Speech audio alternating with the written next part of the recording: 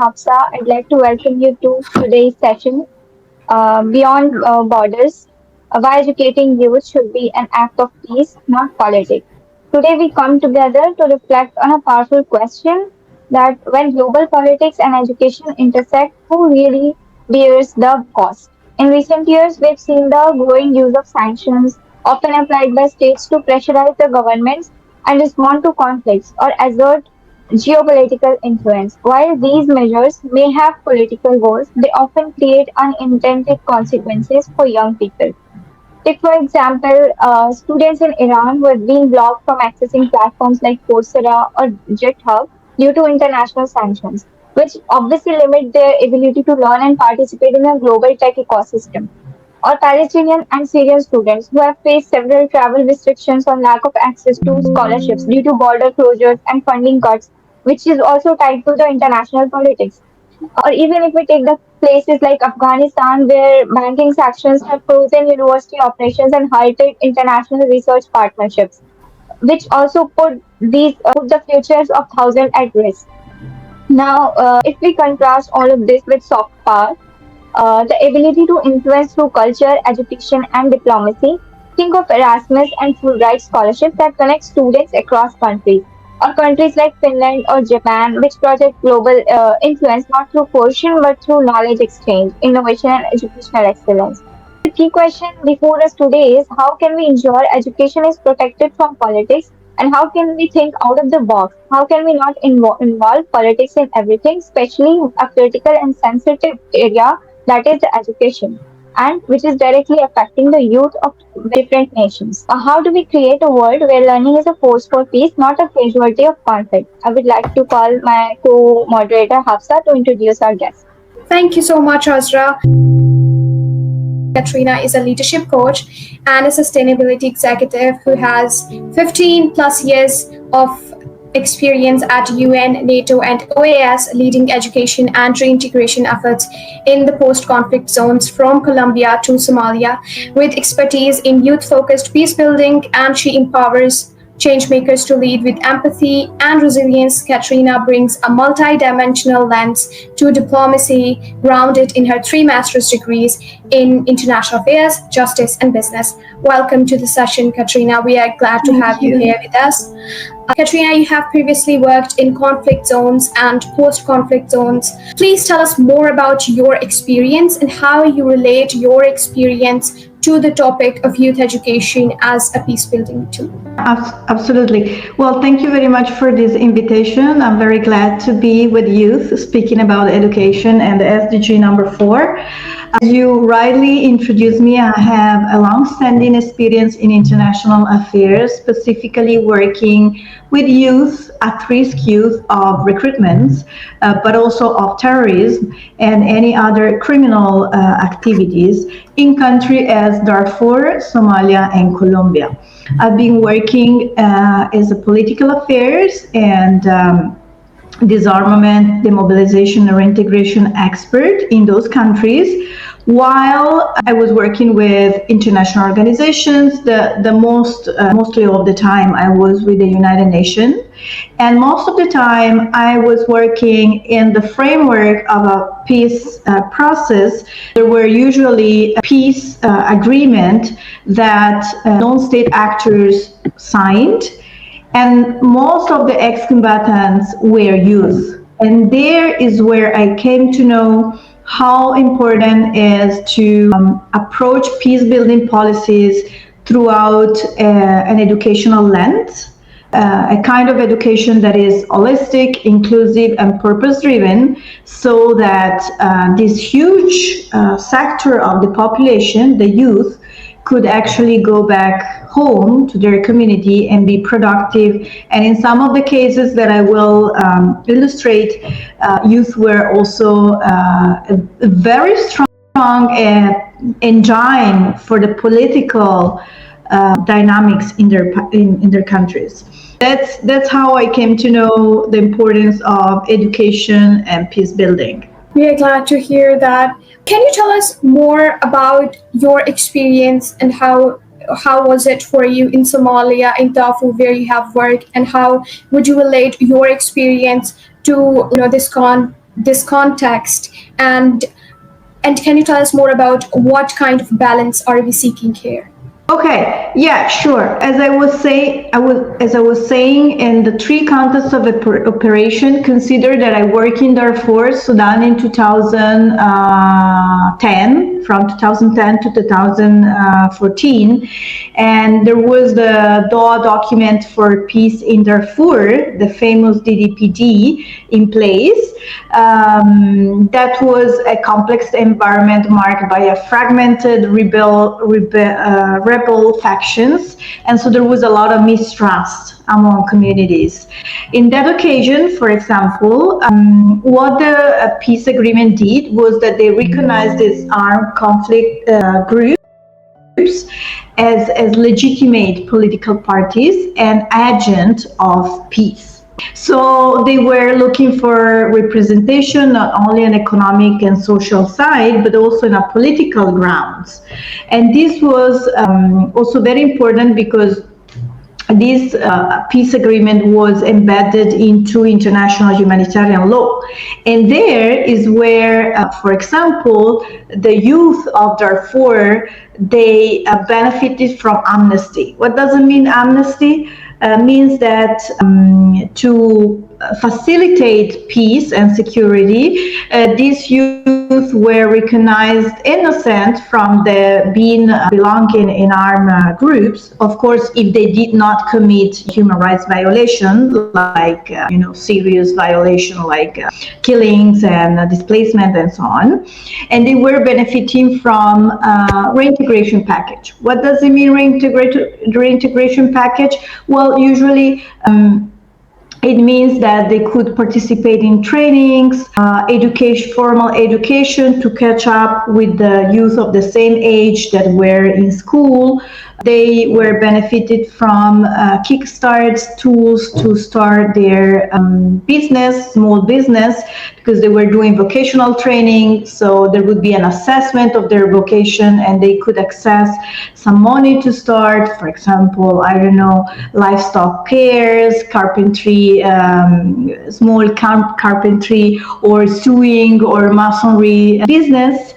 And that was so powerful for them, because actually participating in this reintegration training, they managed to enter the community back, that of course was also trained to receive them. And just to give you a couple of numbers, around 65% of trained individuals remained in civilian livelihood for the following 3 years, which means that they did not fall back into criminal activities.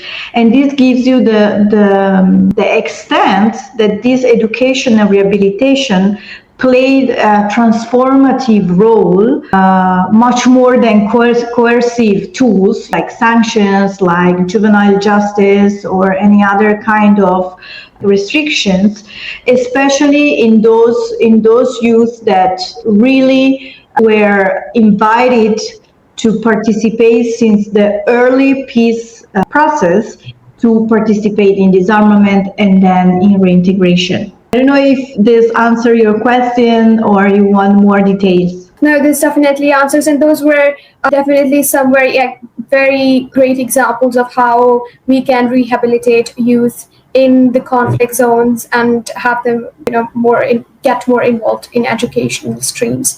Do you, Caterina, I would love to know, do you believe that political conflicts could be directly affecting the mental health, hope, and a sense of belonging among the youth who are present there? Or do you think that these are only byproducts, or you can say indirect and superficial effects which are not really important in the context that we should be focusing on what the policies, the politics is actually targeting? Well, I would love to make this point that in my experience across conflict and post-conflict zone, especially in those countries that I mentioned, as I said, a big slice of youth join non-state actor as a survival strategy. Means that they were both at the same time victims of the conflict, but also agents of the conflict in the moment they decided to be actively engaged and being armed and following the armed group strategies. Now, something that I found out in Somalia specifically is that being part of Al-Shabaab for them, for example, was a big indicator of the need of belonging, as you said. As far as this youth could not find within national education policy and opportunities in the market any kind of identity and identification, they would belong to this group that at least had, of course, through a very strong propaganda and also coercive methodology, would make them feel important. So what we did, for example, the UN did across with other stakeholders and international stakeholders and the government was give the possibility to this youth to rehabilitate in some rehabilitation centers where again they could study, they could also reinterpret the religion, how can I say, the religion faith and their faith, of course guided by spiritual leaders, so they could actually open for themselves an opportunity to be active and productive subject in their community. They were all the time risking for their security, because once you get out from an armed group that is still active, of course you are considered as someone who is also dangerous. But once they were, I would say, embraced in these rehabilitation policies, they were really embedded within the legitimate peace process, and this made them feel much more secure. So their mental health was sometimes addressed. I would say that today still I see the big gap in terms of trauma healing and psychological support for people who does this big transformative process, but at least it was taken in consideration. Right. All right. Lovely. Now we'll be moving towards our next session, which is moderated by Azra. We are already ahead of our time, so over to you, Azra. So let's move on to our next segment, which is our main segment, the Muslims discussion. So, first, can we change the slides? Caterina, it was very interesting to hear you talk about the conflict and how it has affected the youth, not only about their careers or the education, but also how they are being mentally and psychologically affected by the conflicts due to the conflict-prone zones and the environment they are living in. Since all of this is happening and there is economic and social reason for all of this stuff, but still we think that how can we protect education from political fallout? How can we do that? Would you like to take on something on that? Well, let's speak frankly. In the moment that education is a right, is a human right, it's normal that the state has the obligation, okay, to foster education and also to protect these rights for children and for youth until certain age. It's also completely normal that policies would be developed and implemented within the legitimate framework of a state. Now, as you all know, we have state institutions that they persist in a structure of a legal state, but then we do also have governments that can rule on policies, and sometimes the ruling is what we can, let's say, identify as the potential issue.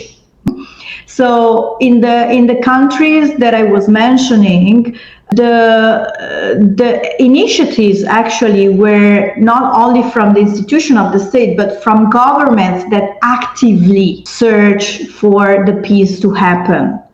So it's important to make this difference, because when we have a relatively stable post-conflict environment, then we can have a structured support from the state, from the government, and from the international partner. So I would say that thanks to the Agenda 2030 and the SDG, specifically number 4 and number 17, that urge partnership, public and private, into the Agenda 2030, I would say that it could be a way to protect education in vulnerable countries, exactly to work together and generate a structured support. As an example, again, because I love to talk, bring in numbers and specific reference. When I work in Colombia, especially in the last period, when I was dealing with ex-combatants coming from the FARC, they actually lacked formal education, but that was something in remote area and a conflict-affected area that was really a status quo. So reintegration programs in that case and educational policy went to restore the presence of the state through schools, to teachers, to infrastructure that connected municipality with, for example, schools and university, and that of course fostered community acceptance. Whenever there is this basic, then policy of the government can head to training, focusing on agricultural techniques or even fostering cooperative business models. But there must be like a basis where the state and the government are aligned to foster education.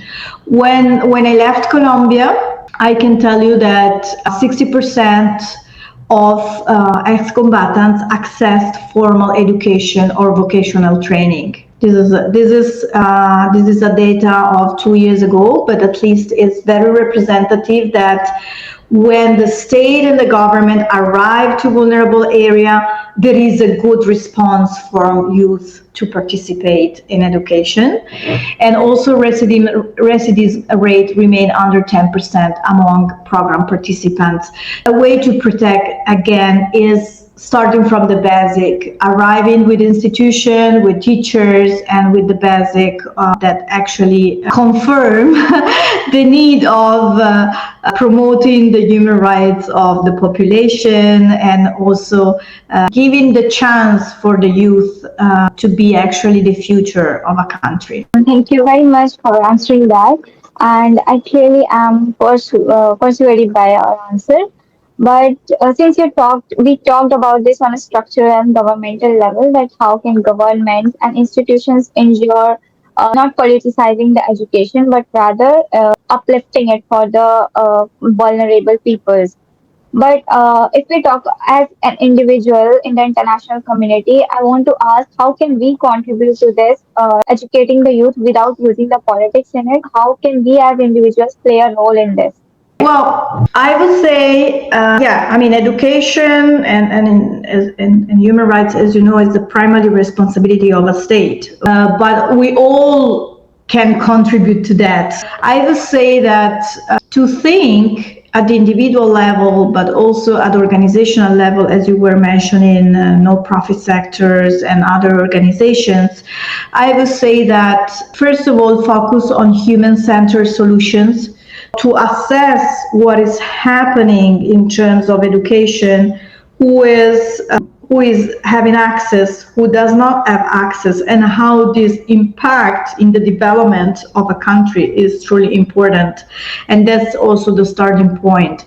And then we can rethink, I would say, the global the global way of respond to instability. When there is a armed conflict, for example, usually states and even people, individuals, citizens, they start sometimes generating misinformation about what is happening, and it's very easy, and until now we have seen that sanctions might be the first response, like, oh, there is a strong human rights violation there, so as a country I start with sanctions, for example. It can be economic, it can be political, it can be financial. It doesn't really matter the four, but sanctions usually isolate actors, and what we are needing to foster instead is partnership and understanding. So sanction does not transform lives, and in this kind of situation we cannot forget that education needs investment. Education is not just a service of the state, but is a long-term strategy for peace, for example. So as we're talking about peace building, there's no peace without education, and there's no building without education. That's how we have been seeing youth people catch into violence and conflict cycles instead of transforming, healing, and coming up with their own future. I would say as a country, as an organization, and as individual, I would say that the most important is stop treating youth as a security threat, although sometimes they really are, but understanding why they are, and then recognize them and work for them to become peace builders. Caterina, Azra, if I may jump in, you just mentioned that sanctions are not really the solution, and rightfully so. But you gave an example of misinformation also, and how sometimes in conflict zones there is lots of misinformation. Sanctions have to be implemented, and there has to be some restrictions to stop that from happening, and all kinds of things that are happening in high conflict areas and everything. If sanctions and restrictions and restriction policies is not the solution, then what do you suggest could be the alternatives in this scenario? Well, I would say that in the three cases that I mentioned, there was again some not much in Somalia. I would say not much in Darfur, but perhaps in the country where I found more disinformation about what was happening in the rural area and how the youth of this ex-armed group were transforming into political active subjects was in Colombia, right? In this example, for example, there was misunderstanding and misinformation because the environment was highly politicized. And I would say also because of the historical conflict among parties of the country, political parties of the country, there was a good rate of political manipulation.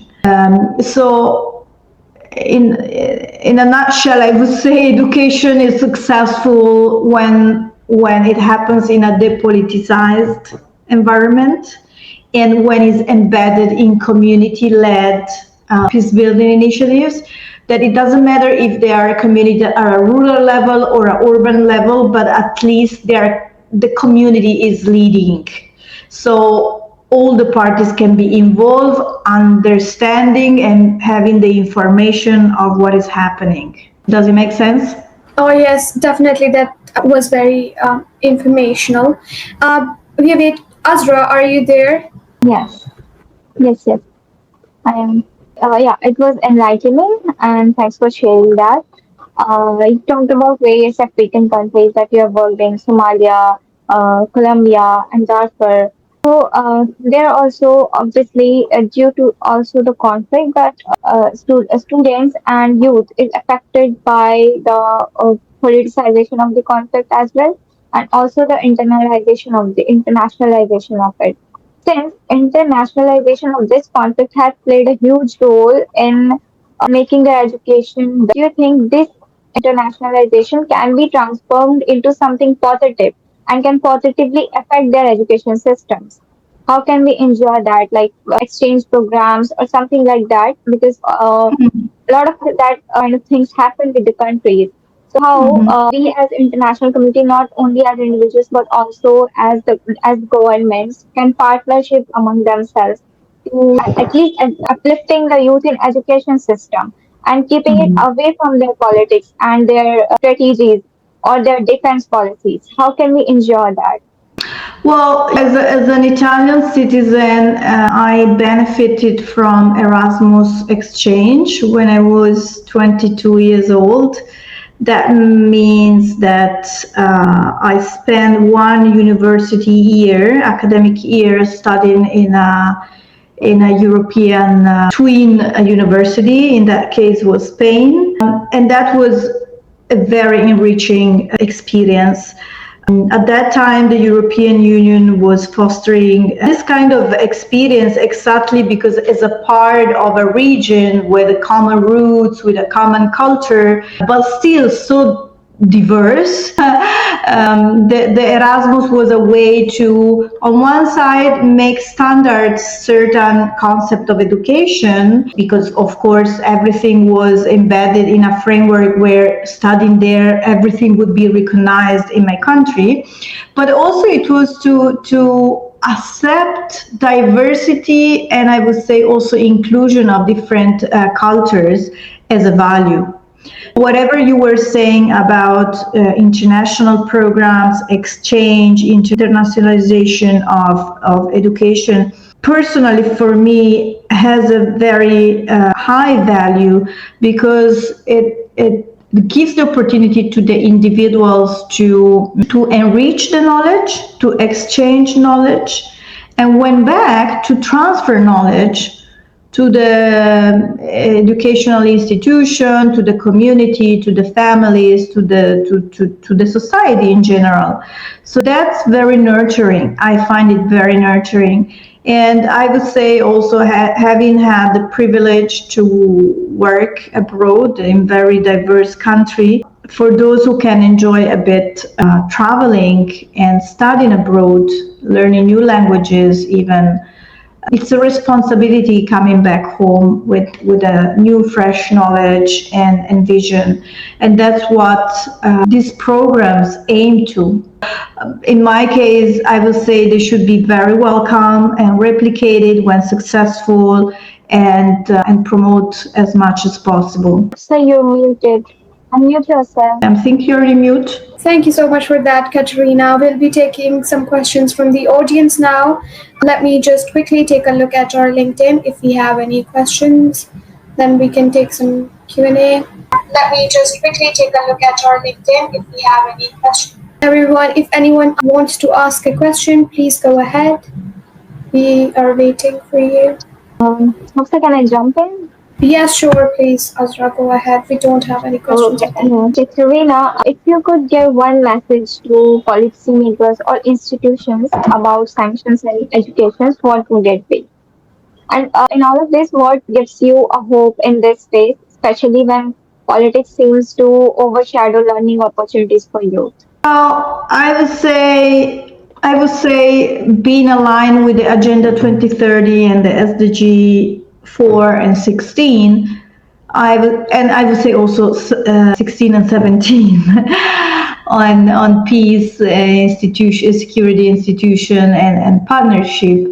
I would say I would ask to recognize that rarely sanctions and I would say hard power address the root causes of instability, especially among youth that again are often engaged in criminal activities, and they're agents of the conflict while at the same time they are victims. I would invite them to consider really education as holistic, inclusive, and purpose-driven.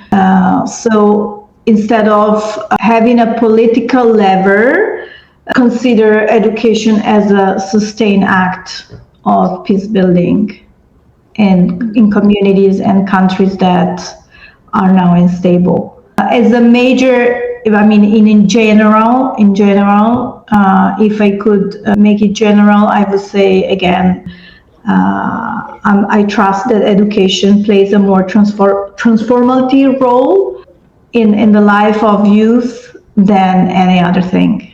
Thank you very much. That was insightful. And sir, do we have any questions?